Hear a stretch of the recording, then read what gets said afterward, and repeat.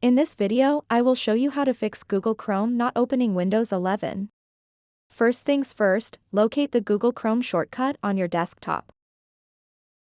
Once you've found it, right-click on the Chrome shortcut.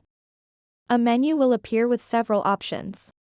From these options, click on Open File Location. This action will take you to the folder where the Chrome application is stored. Now that you're in the right folder, you'll see Chrome.exe highlighted. To proceed, simply click on it once.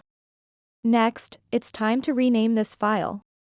For example, you can change its name to chrome1.exe. Just add a number at the end like so.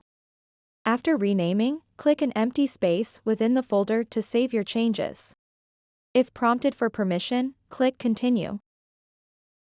With your new name in place, right-click again on chrome1.exe. From this menu that appears, select See More Options.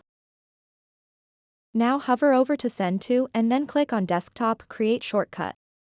This will generate a new shortcut for your renamed Chrome application directly onto your desktop. You should now see a new shortcut labeled something like Chrome1.exe shortcut. Feel free to delete the old shortcut if you wish, keeping things tidy helps avoid confusion later. Now you have successfully created a fresh shortcut for Google Chrome. Let's test out our newly created shortcut.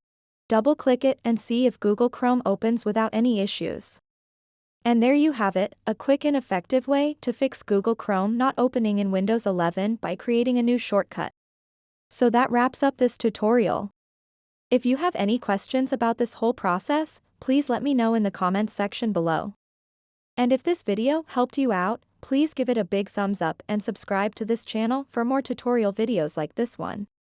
Thank you so much for watching and have a good day.